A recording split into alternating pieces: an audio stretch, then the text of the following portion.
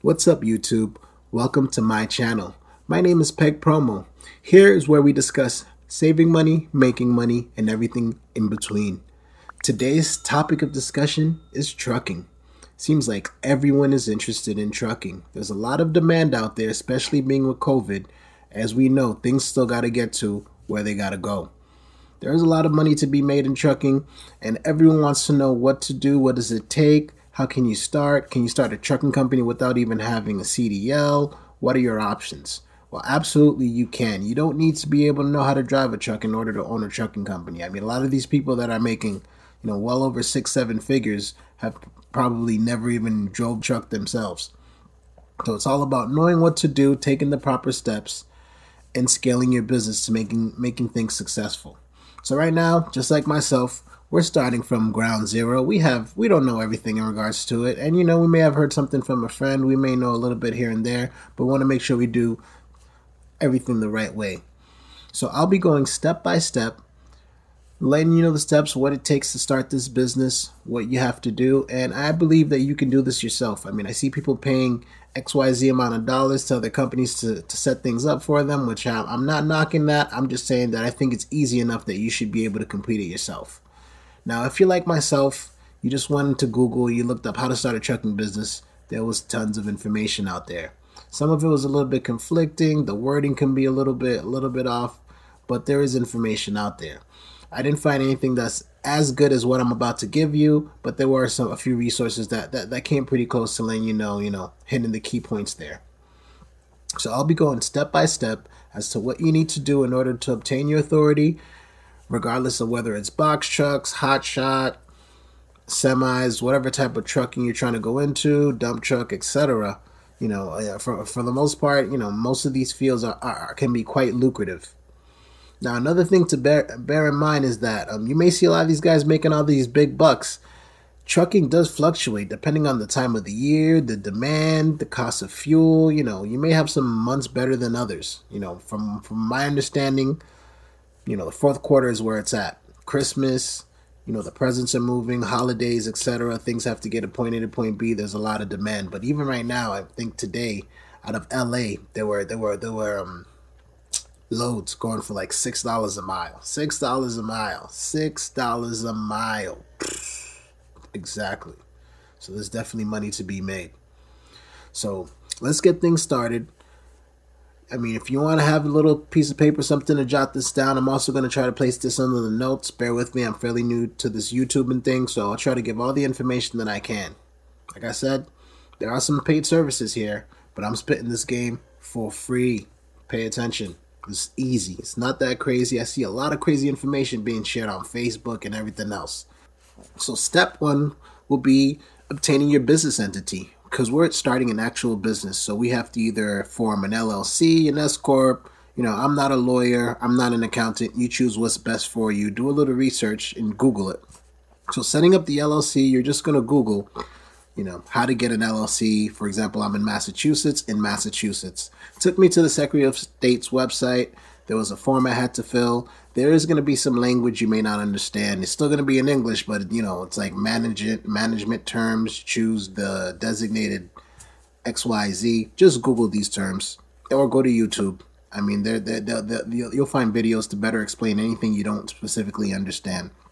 I will be creating a video in regards to how I did it in my state, what some of the terms mean moving forward. I just want to go through a brief overview of what y'all need to get things started. So next, you're going to go obtain an EIN. EIN is like the social to your business. It's your tax ID. It's, you can build your own credit profile just for your business. I've seen folks buy houses, buy cars, simply based off of their business. And they had bad credit, but the business had great credit because it's generating income. So it's very important to make sure you obtain that tax ID, because you're going to be saving money on taxes with your businesses. If you save your receipts, you do things properly, your accountant will thank you. You also want to make sure you keep your money, your personal money, and your business funds separate. For example, a good example is right now when everybody's going through this PPP loan situation, a lot of people just kept their money in one account. whether it was business or not. And now they have to go through line by line to try to prove to the government that this was a business expense instead of a personal expense. It's just a mess. A lot of folks are getting denied for their applications where they may rightfully deserve those funds just because they weren't as organized. Now, it's very simple. Set up a business account. There's so many free digital banks out there where you can set up a bank account with zero fees, zero overdraft. You only need like $5 to maintain the account, and there's no fees, no monthly fees. So do your research. Like I said, I'll be posting more information in regards to some of these banks that I recommend. I personally chose a bank that I think I started off with $5 in my account for the first 3 months. And it was a business checking account, had my tax ID, everything. So there are options out there. All right, so after you set up your new bank account, what you want to do is get another phone number. All right? You want to get a phone number that is not your only phone number. As soon as you do this FMCSA application, 1 million companies will be calling you all time of day. From 8 a.m. up until 9 p.m. I get calls in regards to my trucking company. So you want to make sure you get a different phone number. It is very important. Now, I signed up with the service where I got a 1-800 number for $5 a month. $5 a month. I have a 1-800 number. And I think I've gotten probably 5 calls on that number because I know exactly who I want to give it to, so I know who would be calling me. It's either legal or it's a bunch of, these scammers or these, other companies out there trying to obtain my business. So yeah, I do advise everyone to be careful. There are a lot of scammers out there saying that they can help you with the application or do this and do that. You want to be mindful of who you're doing business with because, this day and age with identity theft, you want to be very careful. There's another reason why I recommend, if you can, try to do it yourself. If not, get somebody else that can help you in regards to some of these services that you trust. Like I say, it's fairly easy. I'll go through the steps as much as possible. The big step is obtaining your authority, which is the DOT and the MC numbers you see on every truck. The DOT number, you have to obtain it even if you're trucking just within your state. The MC number means you're going from one state to another. You're crossing state lines. Now, the application process takes about 40 minutes. Took me about 40 minutes, and there are videos that guide you through the process, and I will also be uploading a video myself that guides you through the process. I think I found one on YouTube that was quite helpful, and even within that one video, I saw an error. I caught an error because I went through a bunch of videos. I probably watched like 5 videos of people doing the application before I actually did it. So, I mean, what one video may be pertaining to semi-trucking, another one may be pertaining to box trucking, and it all depends on what you're trying to do. But that's where it gets a little confusing because if you choose the wrong option, you may be paying $600 instead of the $300 that it should have been, or $900 just because you just need, because you clicked the wrong thing. So make sure you take your time, make sure you're doing this properly. But within 48 hours, 72 hours, I've heard of people getting their insurance and having their truck business, already ready to go for the most part.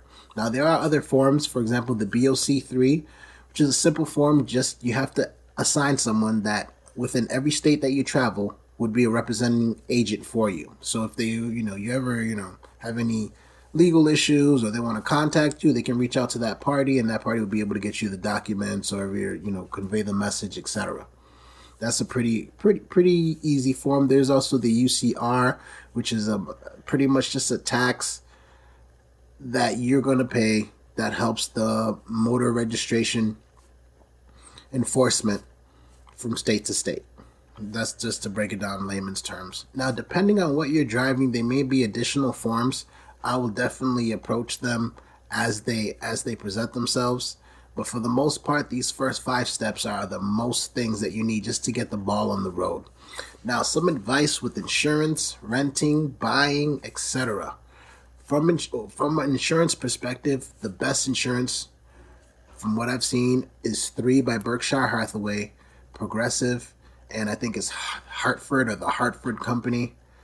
And that one's, to my knowledge, is for people a little bit more not so great driving records. Now, you need to understand this is trucking insurance. It's going to be a lot more money than, your car. And it all depends on different things, age, location, etc.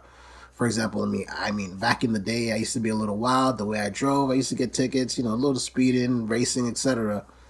I was just a kid in those days, so I was a little scared to look up. I was like, Can I actually become a truck driver? Is this even possible based on my license? Unfortunately, I haven't had any infractions, like I say, like the last 6 years or whatever it is. So from what I'm looking at, I think I'm only paying like $933 down and $933 a month for insurance on a box truck. And I think I was quoted on a 2012 Hino, and it's not bad in comparison to what my rate was, what I'm expecting to make, what area I'm in. So it wasn't as bad at all. But insurance is very important in the game. A lot of these companies that you're going to be grabbing loads for will have insurance requirements. So you want to make sure you hit those requirements. You want to be safe on the road. You want to protect yourself, your equipment, and your drivers. Also, with the price of trucks out there, why would you not get the best insurance? That's just how I'm saying. Like, trucks are expensive, really expensive, whether it's box trucks, semis, whatever it is you get into, hot shots, it costs money. And that's your number one tool to make money is your truck. All right. So in regards to renting, I'm starting off with renting. The major companies out there are Penske, Ryder, Budget, and Enterprise. I've gotten great deals with Budget and great deals with Enterprise. I mean, I haven't tried Penske in my area or Ryder, but I've been told by other folks around me that that they offer competitive prices too. So around this, they should be all around the same price. There may be one better than another. A little inside scoop is call them as a business, let them know exactly what you're trying to do and how often you'll be renting, and depending on your situation, they will try to hook you up. Now, another avenue I've seen a lot of guys do, they actually call them like, hey, I'm interested in buying one of your trucks. And then you talk to the salesperson, because it seems like it's the salespeople at these places that are the ones that are giving the amazing rental deals.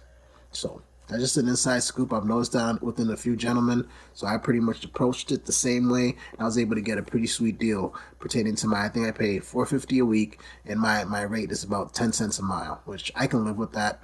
I plan on getting a truck eventually, but I just want to get my feet wet, see, what type of terrain I'm on. And then if things are profitable, I'm ready to pull the trigger on the truck and get things going. So that's very, very important. Now, when buying a truck, there are great resources out there.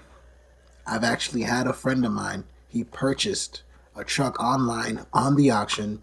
You can actually see on the auction, I think it was Richie Bros auction or GovPlanet. I forget, I think it was off of GovPlanet. He was able to obtain a semi truck for $6,100. I think it was, I forgot what it was. I forgot what brand it was, but it was only like 200 something thousand miles. It came with the maintenance record for $6,000. This guy was bought the truck. Literally, I've seen loads paying more than $6,000.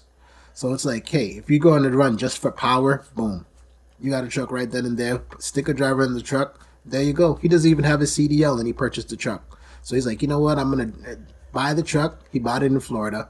Flew down to Florida. Got a buddy to drive the truck back up here. Made sure everything was good with it mechanically. And then, boom, in a few weeks, he's going to have somebody in that truck making him money over the road. So that's how this business is. As long as you get all your legalities in order and you have a plan, you can execute and you can make some decent money. But you need to be prepared to deal with all different things that could come at you. If you are personally going to be driving the truck, you do have to get your DOT med card. I mean, it's just like a physical. They're going to check up, make sure you're okay, make sure you're fit enough to drive a truck. And then also something that's detrimental to this business is getting loads, getting business. There's a lot of people interested because of Amazon Relay, and I'm not knocking Amazon, but right now Amazon is slow. Everybody's coming online telling you straight up, Amazon is slow. And everybody wants to get into the box truck frame because they don't want to get their CDLs, or they don't want so much risk. The semis is where it's at. There's no lie about it. Semi is where the money is at. You think about a box truck, you're 26 with lift gate, your semi 53 feet. You feel me? It carries double the amount of space. And when you're looking at the loads on the low board, I'm just looking at semi money like I need to get me a semi. So that's exactly how I look at it. I mean, personally, it's up to you. I'm starting off with a box truck as well, so I'm not knocking. I'm just saying that when you look, if you could afford it, if you can make it work, why not? So in regards to that, there's a lot of different means out there. There's guys that drive the Sprinter vans, that do the expediting. There's so many different ways. You got to learn a lane in this business. You got the reefer trucks, the ones with the refrigerators. There's so many different things of demand. So you want to start studying and seeing what's out there for you. Myself personally, what I did as soon as I knew I wanted to get into trucking, and I learned a little bit here and there, I had access to some free load boards. Every morning I wake up, the first thing I do is look for 2 loads. I look for a load that's going to get me out that day or the next day, something that's going to bring me back home. I have 4 kids, so I don't plan on being on the road for 2-3 weeks at a time, but I do want to be able to make some decent money and still come back home and take care of business here. It's up to you how you want to approach the business, but you want to start seeing how you're going to make money, what your expenses will be, because this is the name of the game, is how much are your expenses per mile. That's it. That's just the easiest formula out there. You're going to go through all your bills, do the math, see how much money you need to pay your bills, take care of your house, take care of your truck, and take care of your gas. And you need to be saving as well, because maintenance is significant in this industry. Your truck is bound to break down. There's no truck that just rides on forever. I was just looking at the Tesla trucks. I think those might be the closest things that, for some trucks that you probably won't need no maintenance. Other than that, you're going to be saving money for all types of breakdowns. You want to make sure you have spare tools, and you want to buy trucks as well that are common, because that's one big issue I've noticed, is that some folks out there buying trucks that are not so common. It's taking a little bit longer to get your truck fixed or to get your truck, maintenance, compared to, if you get a Freightliner with a Cummins engine. And I mean, even the Hinos, I've heard great things about, which, come from Toyota, because they're great on gas and the parts are cheap. So you want to make sure that you get a truck that's easy to work with if possible. But sometimes there's some deals out there you just can't give up. So it's your discretion. I usually say, pertaining to the box trucks, go for 26 feet. You want to make sure that you fit at least 12 pallets in there, at least per Amazon's requirements, and, other clients as well. The more space, the better. I do see the shorter box trucks where folks are still doing the expediting, but, the bigger the space you have, the more opportunity that's there. And you don't want to leave money on the table just because you couldn't fit certain things into your truck. And from what I've been told, you also want to make sure you have, the highest height, 13, I forget what it is, 13.7, 13.6, in regards to the height of the box truck, and the widest, where you can at least put 2 pallets side to side. These things are very, very, very important. I mean, you're trying to make money, so don't take money off the table just starting off. So like I said, I'll be posting more videos in regards to this. It's pretty late. I'm pretty tired. But I'm going to be going through the process of me obtaining my LLC, exactly what I did. I'm going to be going through the website where you get your EIN. I'll also be going through different business checking accounts that will help you, where you don't have to pay certain fees. You don't have to deal with overdrafts, things to that effect. Because believe me dealing with banks, I used to work for one, and prior to that, I was just like, man, I'm tired of dealing with all these little regulations and this and that and all these little surprise fees, because it was very frustrating. So I'm going to help you out in regards to that. And then the biggest thing we're going to accomplish is getting this BOT number and your MC number. That's that. As soon as you have that, I feel like there's a few more forms, but it's easy selling from there. As soon as you have that DOT number, that's when you're looking at like, yeah, that's my authority. You throw those stickers up on your truck, and it's like, let's go. So keep in line, follow me. I want to give a shout out to all the other YouTubers out there that's doing big things in regards to trucking. You guys are my inspiration. We're all here trying to make it together. I see a lot of people getting misinformation on these Facebook groups, and I also seen a lot of dispatchers out there. A lot of dispatchers, which I mean, I don't know how the guys that have been here for quite some time feel about it in regards to the line of business, but you have to be picky with your dispatcher. That's who brings money to the table for you. That's who you got rooting for you every day, checking out what type of loads are coming in, coming out, where you can make money. I usually say, if you have a family member or a friend or somebody that would be actually interested in making some money from home, learn dispatching, because there's a lot of money to be made. If you're good at it, I can see, I don't mind giving 10% of what I'm making on my routes. If you can hook it up every time, and I'm looking at high miles, I'm like, all right, let's go. We're making money. So dispatching, make sure you have a great dispatcher. It's major in this business. If you ain't got a good dispatcher, you ain't gonna make no money. So it's either you hire somebody great, or you learn to do it yourself. The thing that you hear from a lot of people, you can't be on the road and also looking up loads. I mean, you can check online. Tons of people do it. They're lucrative. They have their little systems. And there's a lot of husband and wife or couples, etc., that are able to make it work too. So it's at your advantage to keep the money in-house. 10%.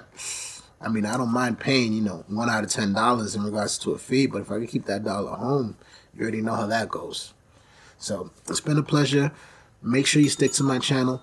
Like, subscribe, please comment. If anybody's looking for more information, send me a message. Comment if you got any information out of this that you appreciated. Like I said, I'm going to be posting the exact process. This is just a brief overview.